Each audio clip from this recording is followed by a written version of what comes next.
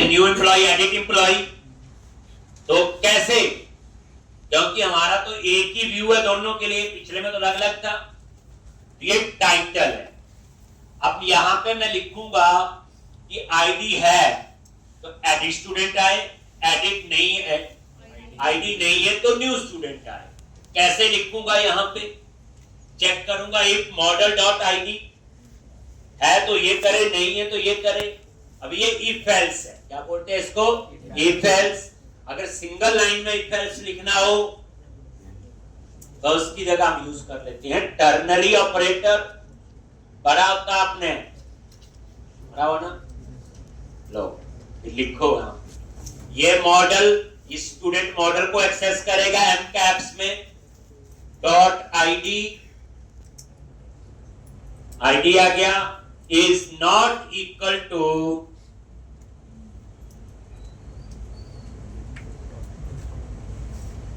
Zero. अगर ये zero नहीं है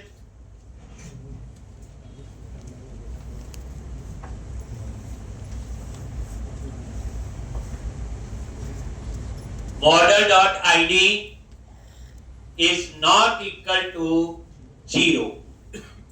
अगर ये जीरो नहीं है तो क्वेश्चन मार्क के बाद जाएगा, इसका मतलब आईडी है, तो यहां पे एडिट स्टूडेंट। अगर ये जीरो है तो कॉलन के बाद जाएगा, देन आ जाए न्यू स्टूडेंट और एंड विद सेमी कॉलन। ये टर्नरी ऑपरेटर है। मॉडल डॉट आईडी अगर नॉट इक्वल टू जीरो, अगर जीरो नहीं है तो क्वेश्चन मार्क के बाद जो कंडीशन होती है बच्चे, ये ट्रू है। क्या कंडीशन होती, ये ट्रू, और कॉलन के बाद जो होती वो कौन सी होती है, फॉल्स। ये है बस, क्वेश्चन मार्क के बाद ट्रू। ट्रू का मतलब है अगर आईडी जीरो नहीं है, अगर जीरो है तो एल्स पार्ट में जाएगा, तो कॉलन के बाद एल्स पार्ट, क्वेश्चन मार्क के बाद ट्रू। नहीं तो इसके लिए हम इफ लिखते हैं, वो भी कर सकते हैं आप लोग। टर्नरी ऑपरेटर पढ़ा ही क्यों, जो नहीं यूज करना है तो यहां पे लिख दिया। अगर जीरो है तो एडिट, और जीरो नहीं है तो न्यू स्टूडेंट। क्योंकि बेसिकली अब ये एक ही पेज ग्रेड के लिए भी होगा और एडिट के लिए भी होगा, तो टाइटल उसी हिसाब से चेंज होना चाहिए। सेम उसी तरह से बटन, नीचे जो बटन है सेव का हो या अपडेट का हो। ग्रेड के केस में सेव होगा, एडिट के केस में अपडेट होगा। लो फिर यहां पे सेव, अपडेट, फिर same model dot ID is not equal to zero, then button का टेक्स्ट कर देंगे अपडेट, अदरवाइज बटन का टेक्स्ट सेव। ये लो जी,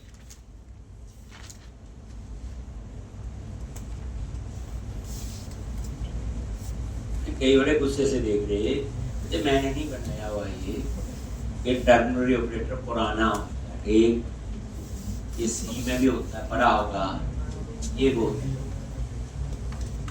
मैंने बोला था 12-15 चीजें तो सी प्लस में आपने सुनी है, घुमा भरा के वही यूज होती है। अब आप लोग H2 हेडिंग और ये लिख दिया टाइटल। अब ये टाइटल अपने आप चेंज होगा, न्यू स्टूडेंट आए या एडिट स्टूडेंट आए, वेरी करेगा आईडी पे।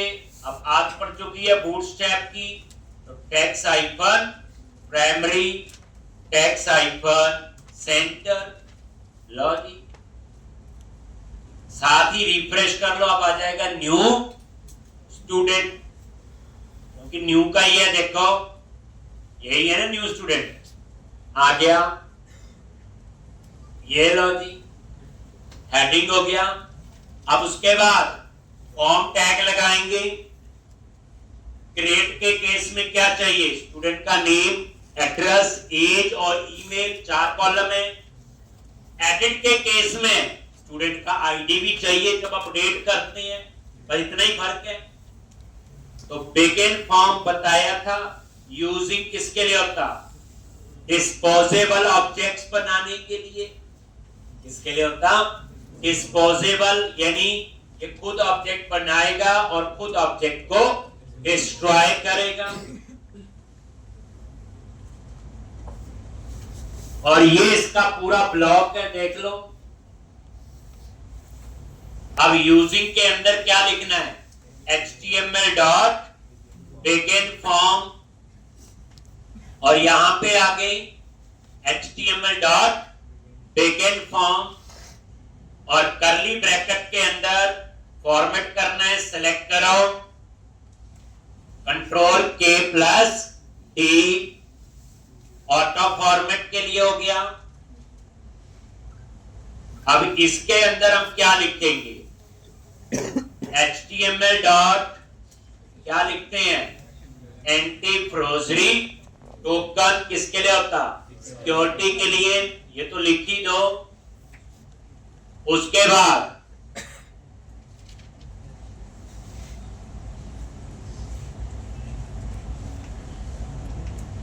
एंटी फ्रोजरी टोकन ऐसे। उसके बाद HTML डॉट वैलिडेशन समरी। ये वैलिडेशन के मैसेज के लिए है। सारे मैसेज इकट्ठे आए एक जगह। Email can not be empty, enter valid email address, name can not be empty, ऐसे मैसेज ये वैलिडेशन समरी में आएंगे। अब समरी आनी चाहिए कि नहीं आनी चाहिए? तो ट्रू और फॉल्स। ट्रू से ये समरी नहीं आएगी, फॉल्स से ये डिस्प्ले होगी। दिखाएंगे जब प्रैक्टिकल में। अभी मैं वैलिडेशन टॉपिक नहीं कर रहा हूं, बाद में पहुंचूंगा। ये तो सिर्फ बना रहा हूं। कॉमा मैसेज, हमारे मैसेज आने चाहिए जो वैलिडेशन के हम कस्टम देंगे, तो एम्प्टी कर दिया। और बूटस्ट्रैप ये कर देना अप्लाई। कौन सी क्लास अप्लाई करेंगे बता दो? Text hyphen danger. मैसेज तो रेड कलर में आते हैं वैलिडेशन के। ये वैलिडेशन समरी है बच्चे। यहां सारे मैसेज इकट्ठे आएंगे। अब मैसेज डिस्प्ले हो ना हो, ट्रू और फॉल्स। ये जब मैं वैलिडेशन पे पहुंचूंगा तो समझाऊंगा। उसके बाद एक चेक लगाओ।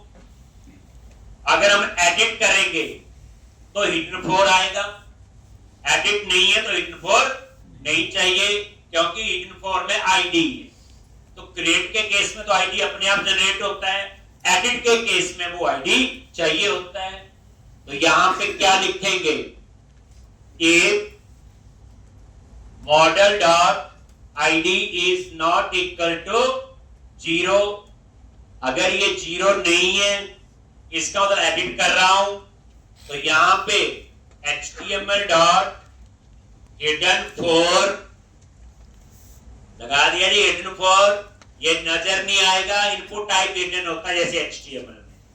अब ये हिडन फॉर है किसके लिए? आईडी के लिए। तो ये m वेरिएबल ले लिया, लैम्डा एक्सप्रेशन, ये मॉडल को एक्सेस करेगा, और m डॉट आईडी। बस ये देख लो, m अपने आप ही किस टाइप का डिक्लेयर हुआ? स्टूडेंट टाइप का मॉडल जो है ऊपर, और m डॉट आईडी। ब्रैकेट आगे पीछे है, फॉर्मेट करते जाओ। फिर कह रहा हूं सिंटैक्स तो प्रैक्टिस से कंसेप्ट दे, क्यों लिखे आई? तो आप बोलोगे कि पिछली जो एप्लीकेशन बनाई थी तो हमें सेम कोड 2 बार लिखना था, क्रिएट में भी और एडिट में भी। अब दोनों का कोड हम एक जगह लिखेंगे। ठीक। अब क्रिएट के केस में, न्यू स्टूडेंट के केस में ये वाला कोड नहीं चलेगा। ये कब चलेगा? एडिट स्टूडेंट के केस में हिडन फॉर, क्योंकि जब एडिट करते हैं तो अपडेट करते हैं तो वेयर में आईडी चाहिए होता है। तो किस स्टूडेंट की इंफॉर्मेशन अपडेट करनी है, तभी डेटाबेस हैंडलिंग मैंने एसपी डॉट में 2 लेक्चर लिए, 2 एप्लीकेशन इसलिए करवाई थी। अब उसके बाद क्या करना है? बाकी टेक्स्ट बॉक्स वगैरह लगाएंगे।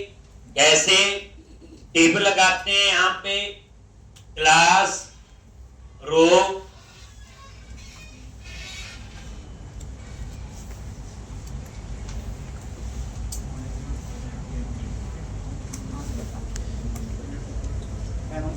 एक क्लास रो और यहां पे रो जो है एक क्लास रो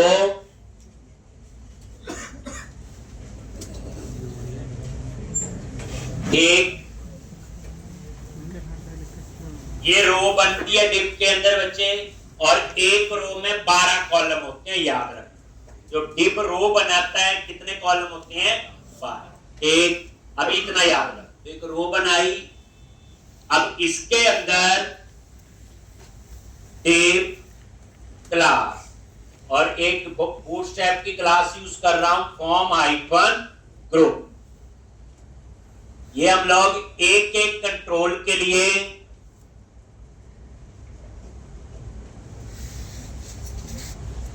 फॉर्म हाइफन ग्रुप, एक एक उसके लिए आपका फॉर्म हाइफन ग्रुप।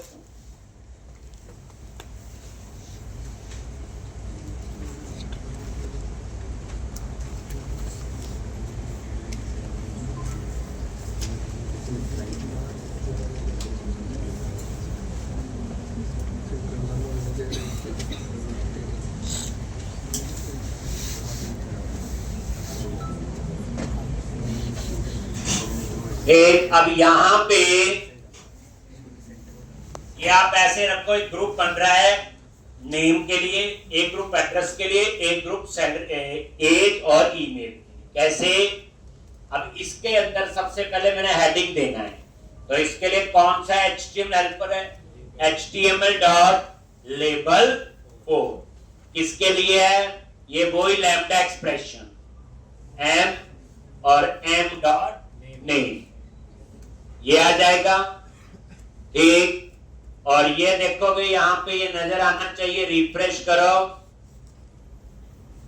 अब इसके नीचे टेक्स्ट बॉक्स @HTML डॉट, एक एडिटर 4 भी लिख सकते हो, टेक्स्ट बॉक्स के लिए टेक्स्ट बॉक्स 4 भी लिख सकते हो। एक, अब किसका टेक्स्ट बॉक्स है? बोलो, नेम का। ये देखोगे नेम के लिए टेक्स्ट बॉक्स, ये बच्चे सारे HTML हेल्पर है, वो देखो। लेकिन जितने भी हम कंट्रोल लगाएंगे पेज के, उसके लिए एक बूटस्ट्रैप की क्लास है जो हम यूज करते हैं, चाहे टेक्स्ट बॉक्स है, चाहे बटन है, चाहे कोई और है। कैसे? कॉमा, कौन से वाली मैं अप्लाई कर रहा हूं? New @class form hyphen control. ये देखना अभी इसकी क्लास का फायदा, अभी देखना, अभी ऐसे आ रहा है बच्चे।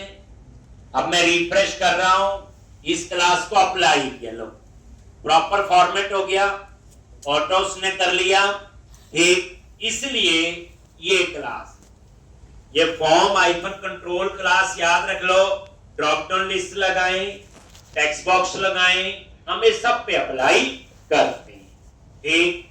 इसका ऑटो फिट कर लेता है, और डिजाइन इसका, कल को क्लाइंट कहता थोड़ा सा डिजाइन चेंज करना है, तो हम फॉर्म कंट्रोल क्लास बूटस्ट्रैप में चेंज करेंगे। पूरे प्रोजेक्ट में जितने भी कंट्रोल है सबका डिजाइन चेंज हो जाएगा। इसलिए ये फॉर्म कंट्रोल क्लास जो है आपकी कंट्रोल के लिए बनी। हटा दो, देख लिया डिजाइन में डिफरेंस। अब वैलिडेशन का मैसेज, समरी में तो सारे मैसेज इकट्ठे आएंगे, यहां स्पेसिफिक, तो वैलिडेशन मैसेज 4 किसका है? M dot name. बड़े आराम से समझ के, कॉमा, मैसेज तो हमारी मर्जी का होगा, तो ये एम्प्टी कर दिए। वो कहां देने हैं? जब वैलिडेशन टॉपिक सिखाऊंगा एक आध दिन में, तब पता हो। कॉमा, इसके ऊपर भी बूटस्ट्रैप रेड कलर में आने चाहिए, तो वही क्लास क्या लिखेंगे? हाइफन। तो वैलिडेशन मैसेज 4 किसके लिए होता? किसका मैसेज आना है? सिर्फ ये नेम का। वैलिडेशन समरी सबके लिए, नेम, एड्रेस, सब के लिए। तो ये आपने तो एक देख लो, ये फॉर्म ग्रुप बनाया नेम के। अब हम एक फॉर्म ग्रुप बनाएंगे सेम एड्रेस के लिए, सेम एज के लिए, सेम ईमेल, ताकि सबकी लुक एंड फील एक जैसी हमें लगे। लिख लो, बार बार प्रैक्टिस करनी बच्चे, तभी ये कोड सिंटैक्स पता चलेंगे। मीनिंग तो सीधा सेव अपडेट की एप्लीकेशन है इन एमपीसी, बाकी तो सिंटैक्स है। अब यही टिप कॉपी कर लो और इसी के नीचे एक और टिप पेस्ट किया। ये देखो, और नेम, ये एड्रेस, बस एड्रेस आपने कोई कॉपी पेस्ट नहीं करना, आपने ये सारा लिखना है। देखो ये एड्रेस के लिए भी आ गया होगा, नेम के नीचे देखो एड्रेस। अब एड्रेस के बाद एज, ईमेल, रूल देखो, रो बनी और जितने आपके कॉलम है उतने फॉर्म ग्रुप। और इसके बाद एज, फिर कह रहा हूं आपने नहीं कॉपी पेस्ट करना जैसे मैंने किया। एज तरीका समझो, एक फॉर्म ग्रुप समझ आ गया तो सारे हम ऐसे बना देंगे। ये लो जी,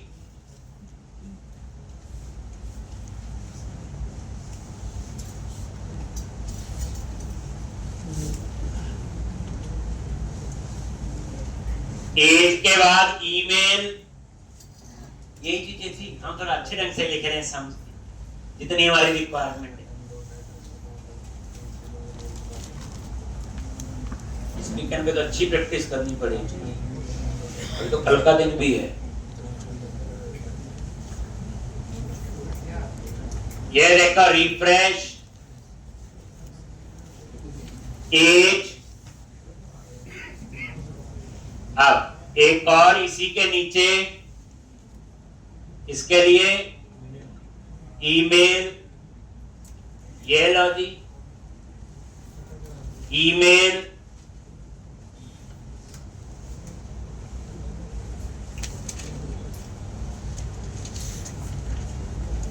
आराम से समझ के,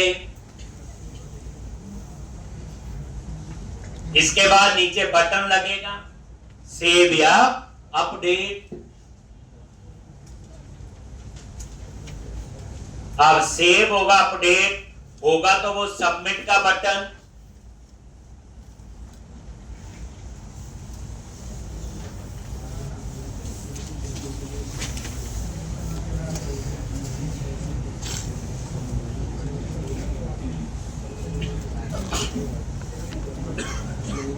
ये लो जी, अब ऐसे 10 मेंबर होंगे, 10 बार कर लेंगे। ना phone number, postal code, gender, कुछ भी जितनी भी इंफॉर्मेशन है बना लगा देंगे। अब आप इसी रो के अंदर उसी में काम कर रहे हैं सारा। देखो टीपीए वही है, tip class form hyphen group, और यहां पे button type submit, input type submit एक ही बात है। इसके ऊपर बूटस्ट्रैप की class BTN hyphen logic success, और इसके बीच में वेरिएबल, कोई भी आपने एमपीसी के वेरिएबल @ के साथ होते हैं। देख लो, सेव अपडेट जो ऊपर वेरिएबल डिक्लेयर किया हो, इस बटन का जो टेक्स्ट है वो सेव होगा, अपडेट होगा।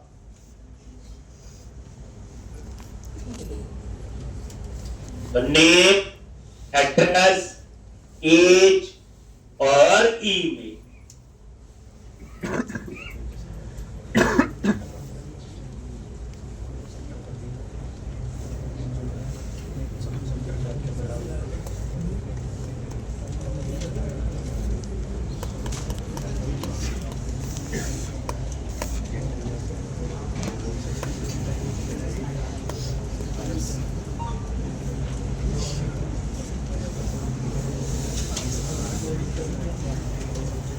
अब यहां पे जैसे इस पे क्लिक करें, देखो सेव आ गया। अपडेट के केस में टैक्स अपडेट, ठीक है जी। तो ईमेल के बाद, और ये देख लो, ये टिप क्लोज हो गया रो वाला, और लास्ट में करली ब्रैकेट क्लोज हो गई यूजिंग। बड़े आराम से समझ के सिंटैक्स है और कुछ नहीं है, बस हो गया। अब आप देखो, हमने क्रिएट का भी व्यू बना दिया और एडिट का। ये दो काम इकट्ठे हो रहे हैं। अब दो ही काम सेव अपडेट के कोड लिखेंगे तो बताया हुआ कि जब ये सबमिट होगा तो इसका नेम है अपसर्ट, तो मुझे अपसर्ट नाम से ही एक्शन बनाना पड़ेगा। जैसे एडिट का एडिट, क्रिएट का क्रिएट, तो अपसर्ट का अपसर्ट, और ऊपर HTTP पोस्ट। क्या करोगे? ये लिख लिया आप लोगों ने?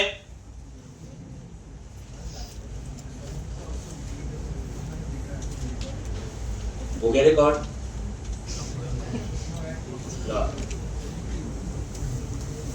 रिकॉर्डिंग वाले सावधान, प्रैक्टिस जरूर करें, तो रिकॉर्डिंग न रह जाए।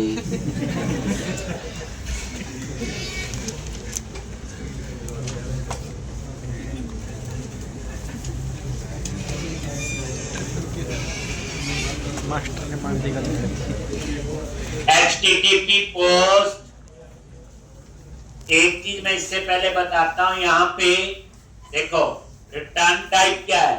Action result. यहां पे रिटर्न व्यू, व्यू की रिटर्न टाइप क्या है? View result. तो हमें यहां क्या करना चाहिए? View result logic. अब उसने error they the HTTP not found पे। अब HTTP नॉट फाउंड की रिटर्न टाइप क्या है? HTTP not found result. ये इसकी रिटर्न टाइप है। ये देखो F12 पे गई, ये HTTP नॉट फाउंड। तो मैं यहां क्या करूंगा? HTTP not found. अब यहां से एरर चली गई, एरर इस पे आ गई। इसकी रिटर्न टाइप व्यू रिजल्ट, इसकी return type HTTP not found. ठीक, तो यहां पे मुझे क्या लिखना है? Action result. क्यों लिखना है? देखो, HTTP नॉट फाउंड पे F12 प्रेस किया, यहां आ गई। ये इसकी क्लास है HTTP नॉट फाउंड रिजल्ट, इस पे F12 प्रेस किया, यहां आ गई। इसमें जो इनहेरिट है वो ये है, F12 प्रेस किया इसके ऊपर, और इसमें क्या इनहेरिट है? Action result. दोबारा से, अब व्यू पे जाओ, व्यू पे F12 प्रेस किया, इसकी है व्यू रिजल्ट, इस पे F12 प्रेस करो, यहां आगे इसमें इनहेरिट है व्यू रिजल्ट बेस, इस पे F12 प्रेस करो, action result.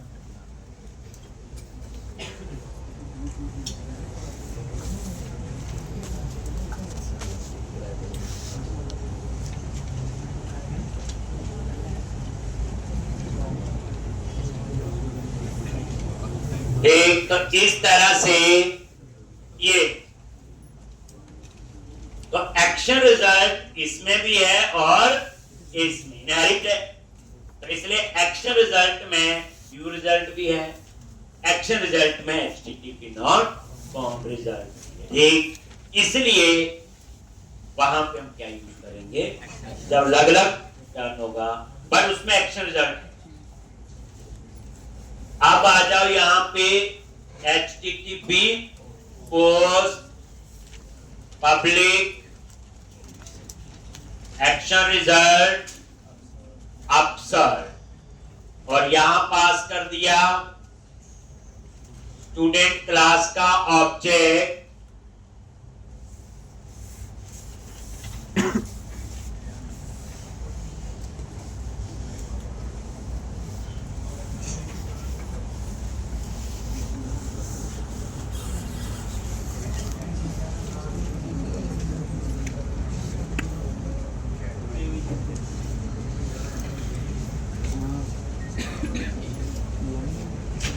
Take अपसर्ट।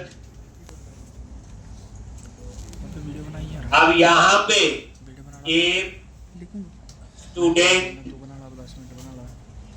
equal to null, then return http not found। एक अगर इसमें कुछ भी नहीं है तो यहीं से बाहर हो जाएगा, अगर है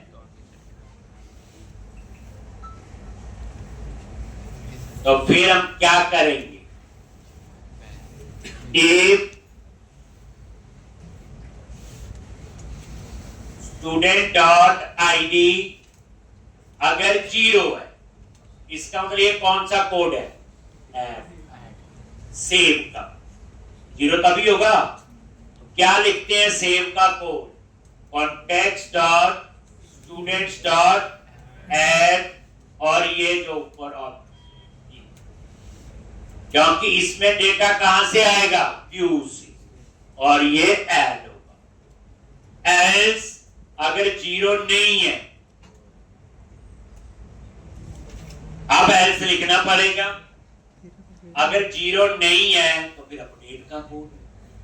अब अपडेट में हमें क्या करना है, पहले फाइंड करना है जिसको अपडेट करना है, जैसे एम्प्लॉय डीबी लिखा था, तो जब मल्टीपल लाइन एग्जीक्यूट करवानी है तो कर्ली ब्रैकेट लगाओ,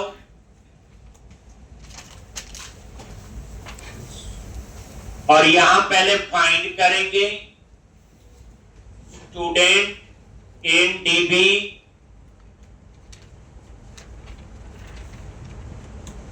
कॉन्टेक्स्ट डॉट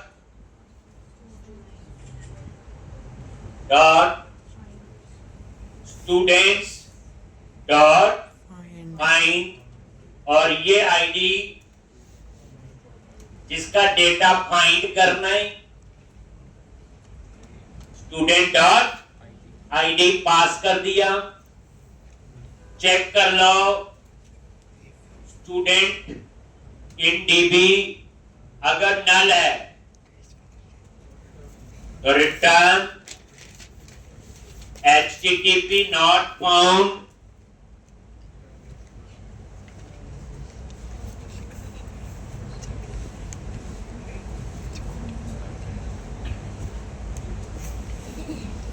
अगर नल नहीं है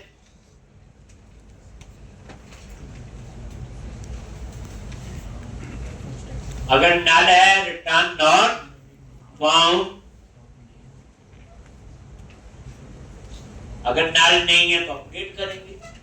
तो स्टूडेंट इन डीबी ये डाटाबेस में अपडेट करेगा किसको, जो इंफॉर्मेशन व्यू से आएगी।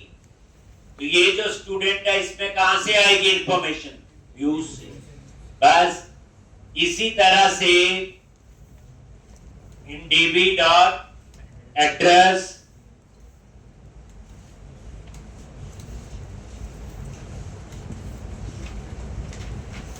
एज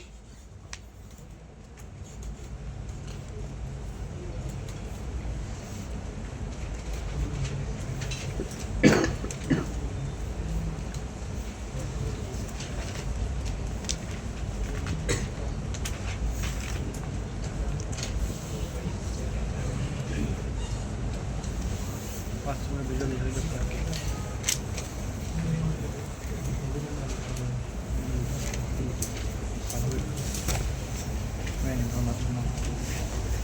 हाथ रोकिए मैंने। एक, और यहां पे लास्ट में context dot save changes, but save changes दोनों में ही चाहिए, तो इसको बाद यहां 10 मिनट बना, चाहे ऐड होगा तो भी यही आएगा, अपडेट होगा तो भी यही, और उसके बाद रिटर्न रिडायरेक्ट टू एक्शन।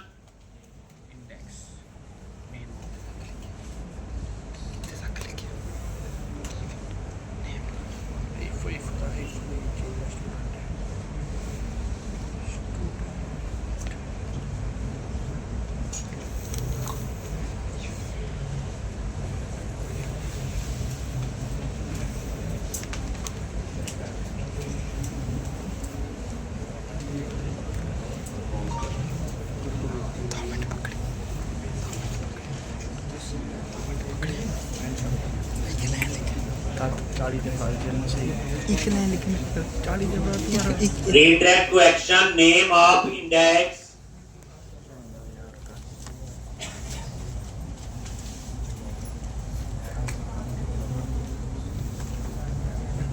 तो अब ये देखो सेव का कोड भी लिख दिया बच्चे और अपडेट का।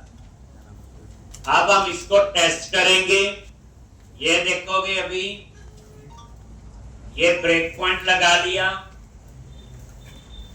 एक, तो यहां पे सेव और अपडेट दोनों कोड लिख। ये कोड बच्चे और चेंज होगा, वैलिडेशन लगेगी तो और कुछ भी होगा, बट अभी पहले सिंपल देखो। अब आप इसे रन करो, टेस्ट करो एक बार। स्टूडेंट लिस्ट, न्यू स्टूडेंट, और यहां पे नेम एंटर किया, एड्रेस देखो, एज में अपने आप 0 आ रहा है। ये कहां से आ रहा है 0? ये डिफॉल्ट कंस्ट्रक्टर की वजह से, हमने तो कहीं नहीं लिखा, ये उस वजह से है। एक तो ये आ गया। अब सेव पे एज में जो है एक, और ये बाकी जो भी है, अभी कोई वैलिडेशन नहीं लगाई है मैंने। डिटेल फिल करो और सेव। आगे यहाँ पे अपसर्ट, तो ये स्टूडेंट में देखो व्यू में क्या क्या आ रहा है। आईडी 0 है क्योंकि सेव के केस में तो आईडी जनरेट होगा, बाकी ठीक है। नेम, एज, ईमेल और एड्रेस। F10 नल तो नहीं है, 0 है, और ये है। और यहां पे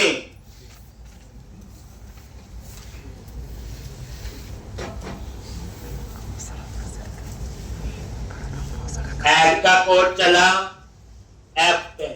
अब इसके बाद कहां जाएगा? Save changes. देखो आ गया एक, और उसके बाद index. Redirect to action, name of index, और ये डिटेल आपकी आ गई। ठीक है जी। फिर न्यू पे क्लिक करो, कंटिन्यू किया, तो यहां पे ये नेम, एड्रेस, एज, सेव पे क्लिक किया, वापस आ गई, तो F10, आईडी 0, ऐड और सेव, और ये देखो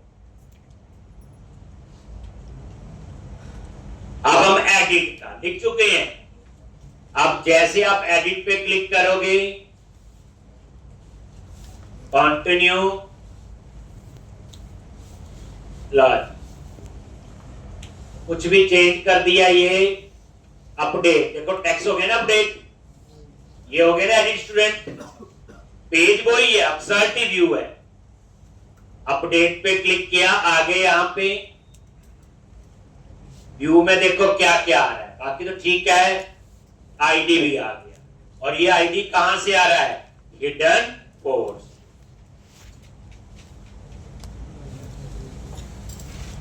F10 नल नहीं है, इस बार 0 नहीं है, तो कहां गया? एल्स में उसकी इंफॉर्मेशन को फाइंड किया जिसका डेटा अपडेट करना है, और उसके बाद ये वैल्यू जो है हमने उसमें ऐड कर। एक नेम अपडेट होगा, एड्रेस, एज और ईमेल, लेकिन अपडेट तभी होगा जब सेव चेंजेस, और उसके बाद कहां जाएगा? हो गया अपडेट। मेरा जी, अब हम लगाएंगे वैलिडेशन। आगे हम तभी बढ़ेंगे, लेकिन आप ये देख लो अपसर्ट का कैसे यूज किया, ये चीज आपने समझनी है, नहीं तो 2 बार लिखना पड़ता कोड। ठीक, अब देखो एक ही व्यू बना और उसी से एक्शन से हमारा काम हो। तो अब मेरे को बच्चे वैलिडेशन लगानी है क्या?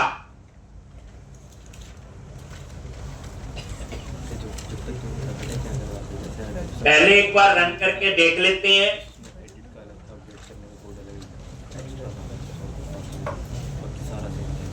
स्टूडेंट लिस्ट,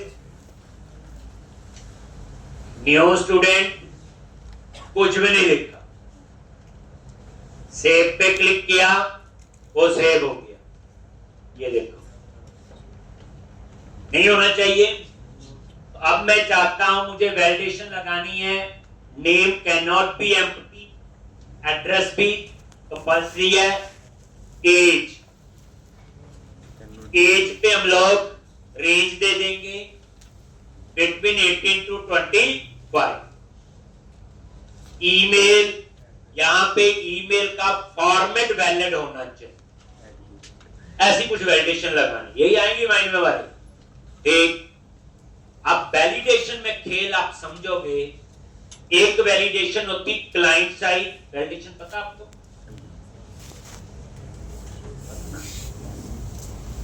जैसे डाटाबेस में इसको क्या कहते हैं? कंस्ट्रेंट। प्राइमरी की कंस्ट्रेंट है कि डुप्लीकेट वैल्यू ना आए, नल ना आए। तो ऐसे ही इसमें हम क्या बोलते हैं? वो वैलिडेशन। वैलिडेशन चेक लगाना बेसिकली। ठीक, अब ये वैलिडेशन जो है हम वेब डेवलपमेंट सीख रहे हैं, क्लाइंट साइड पे लगाएं या सर्वर साइड?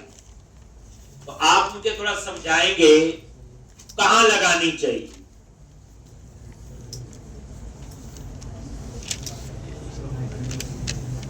कहां पे वैलिडेशन लगनी चाहिए, क्लाइंट साइड पे या सर्वर साइड पे? क्यों जी? कौन सी वैलिडेशन क्लाइंट साइड पे होनी चाहिए, कौन सी सर्वर साइड पे?